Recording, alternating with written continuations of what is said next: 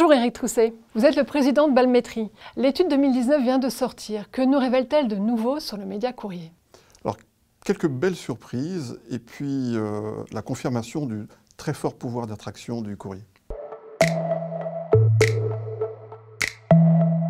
Comment le média courrier peut-il répondre à toutes les cibles, à toutes les marques, sur des problématiques très différentes?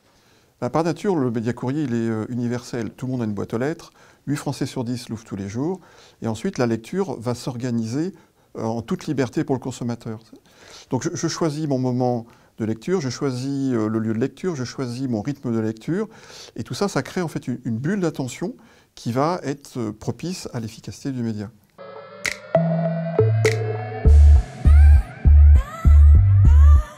Alors l'étude révèle un pouvoir d'attraction élevé du courrier.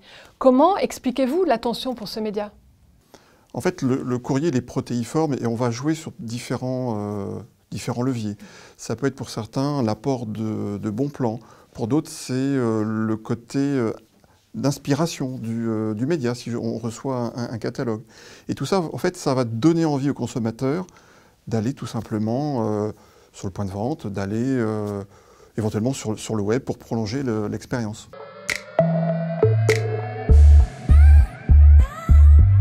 L'effet Drive to Web, Drive to Store que révèle l'étude est-il si spectaculaire que cela?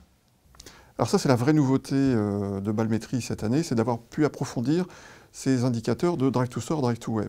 Avec une vraie surprise, c'est la forte réactivité des plus jeunes, c'est-à-dire les 15-24 ans. Ils sont autant amenés à aller en point de vente physique que l'ensemble de la population après avoir lu un imprimé publicitaire. Et ils sont beaucoup plus réactifs que la moyenne après avoir lu un courrier adressé. Et donc ça, c'était vraiment très contre-intuitif parce qu'on sait que les marques ont tendance à toucher les jeunes uniquement par des leviers digitaux. Et pour autant, si on leur envoie un courrier, ils sont très, très enclins à aller en point de vente.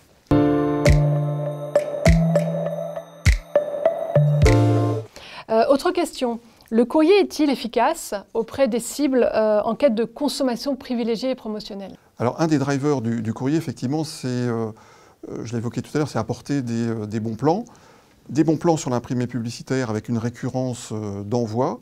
Et puis d'autres leviers sur la partie courrier adressé, où là on sera soit sur de l'engagement auprès dans des programmes de fidélisation, et donc je vais envoyer des bons de réduction, des bons plans, ou des avant-premières, ou des offres d'essai par exemple. Donc on joue dans tous les cas sur une relation de service auprès des destinataires.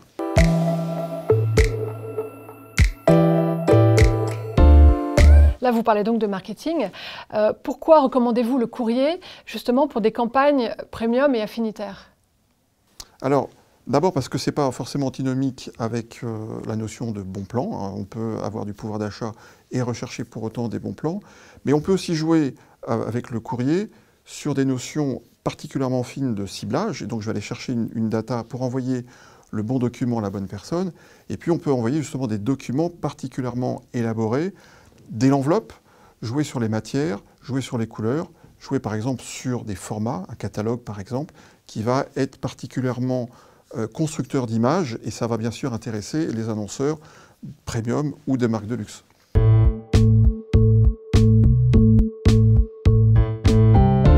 L'étude révèle également le pouvoir de résilience du média courrier. Comment expliquez-vous cette formidable résilience du courrier? Alors, on l'a vu, il y a effectivement des atouts intrinsèques au courrier, ce côté média choisi, média de service, média de la relation. Et puis, le courrier se réinvente aussi avec les nouvelles technologies. Par exemple, le fait de pouvoir inclure de la réalité augmentée dans un courrier va permettre aux destinataires de prolonger l'expérience avec de la vidéo, par exemple, sans que finalement, je n'ai pas grand-chose à faire. Donc un média finalement très, très innovant.